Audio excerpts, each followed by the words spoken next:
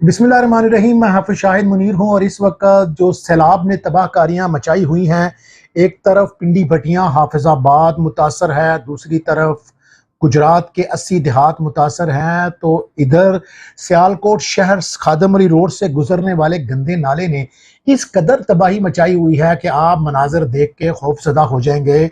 इंतज़ामिया ये कह रही हैं, वहाँ की डिप्टी कमिश्नर सबा असगर साहबा ये कह रही हैं कि यहाँ से 3 नाले गुजरते हैं, यहाँ से पलखू गुजरता है, यहाँ से एक गुजरता है, जिसकी वजह से यहाँ पर नाले ओवरफ्लो हुए हैं और ओवरफ्लो होने की वजह से घरों में पानी गया है। अब तक जो कमर्शियल एरिया है वो बंद है, जो रिहायशी एरिया है लोग छतों पर हैं। छोटे छोटे मासूम मासूम बच्चे कह रहे हैं पानी चूंकि इतना ज्यादा है कि घर से बाहर निकलना अभी भी मुश्किल है, वहां तक रसाई तंग गलियों में कश्तियों के जरिए भी बड़ी मुश्किल है और पानी इस कदर गंदा है। और जब ये शहर मुतासर होते हैं वहां पर रसाई होना बड़ा मुश्किल हो जाता है। कई ऐसी जगह होती हैं जो तंगो तारीख होते हैं और ये शहरी इलाके हैं, अभी भी लोगों के कारोबार बंद हैं। वासा क्या, यहाँ पर दुनिया भर के वसाइल जो हैं वो नाकाम हो जाएंगे जितनी मर्जी शक्कर मशीनें लगाएं, क्योंकि पानी का निकास नहीं है। ये पानी जाके उठा के जहाँ पर फेंकना है वहाँ पर भी यही हालात हैं कि वहाँ पर भी पानी खड़ा है, पानी फिर ओवरफ्लो हो जाएगा। इस वक्त लोग बड़े परेशान हैं। अभी इसके बाद आने वाले मुश्किलात, जो पहली मुश्किलात है कि लोग घरों में बंद हैं, खाने के मसाइल हैं, मेडिसन के मसाइल हैं। अब उसके बाद जो कोई वबा खुदा ना खास्ता, चूंकि ये गंदा नाला है, गंदा पानी ओवरफ्लो हुआ है, उसमें बारिश भी दाखिल हुई है, अगर ये पानी मजीद ठहरा रहेगा तो बीमारियां मजीद खतरनाक फैलने का खदशा है।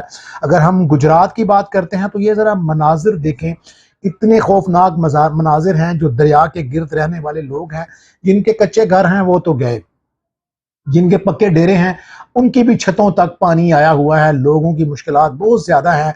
रियासत अपने पूरे वसाइल इस्तेमाल जो कर रही थी वो यही था कि आप जो जिंदा हैं उनको निकालें या रिलीफ कैंप करें। अब रिलीफ कैंप में खाना खाने ये लोग कहाँ कहाँ से बच्चे उठा के लाएं। अभी भी सियालकोट का एक घर है जहाँ पर छत है, जहाँ पर लोग फंसे हुए हैं, वहाँ तक कोई भी नहीं पहुँच सका, वो अभी तक रेस्क्यू नहीं हो सके। और अगर हम बात करें पिंडी भटियाँ की, तो मैं बताऊं कि वहाँ पर 70 गांव मुतासर हुए हैं। उसके अलावा ये तो वो हैं लोग जो जिनके घर हैं वो परेशान हैं। बेचारे झुग्गियों वाले जो खाना बदोश हैं, जिनको जो घरों वाले हैं उनको कोई खाना नहीं पहुंचा रहा, तो खाना बदोशों के तो वैसे ही मांग के उन्होंने इकट्ठा करना होता है। जब उनके भी रास्ते बंद हैं तो अपने मासूम बच्चों को लेकर अब एहतजाज पर मजबूर हैं।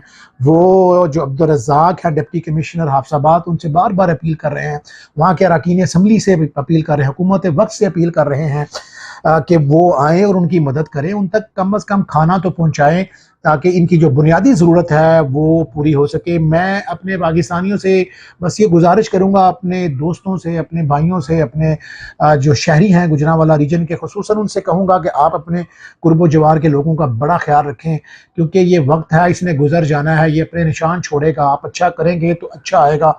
ऐसा तो हो ही नहीं सकता कि आप ज़मीन में फूल बोएंगे तो वहाँ कांटे होंगे। अगर आप अच्छा करेंगे तो यकीनन ये लोग अगर आपके साथ अच्छा नहीं भी करेंगे तो याद रखें मेरा गॉड आपकी ज़रूर मदद करेगा। अपने अपने इर्द गिर्द के लोगों का ख्याल रखें, उनकी सेहत का ख्याल रखें, उनके लिए जो मदद कर सकते हैं, जहाँ तक उनकी रसाई आपकी हो सकती है वहाँ तक जाके उनकी मदद करें। अल्लाह आपका हामी और नासिर हो।